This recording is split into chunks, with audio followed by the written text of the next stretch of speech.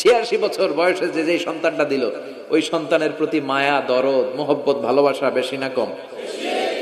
আল্লাহ দেখতে চাইলেন ওই ছেলের জন্য মায়া বেশি নাকি আল্লাহর জন্য বেশি। আল্লাহ ডেকে বললেন, ইব্রাহিম দেখি হৃদয়ে কার জন্য দরদ আর ভালোবাসাটা বেশি।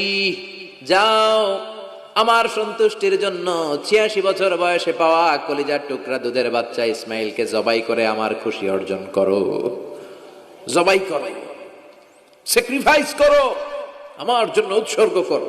এরপর ওনার ছেলের সাথে কি বললেন আছে না নাই?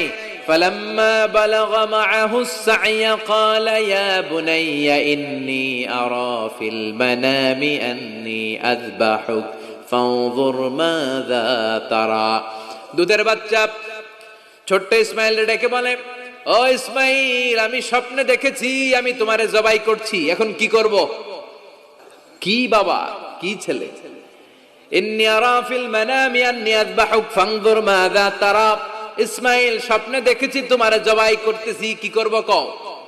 সাইয়েদনা ইব্রাহিম এই প্রশ্ন করার পরে সাইয়েদনা ইসমাইল বললেন, ক্বালা ইয়া আবাতি ফাআল মা তুমার।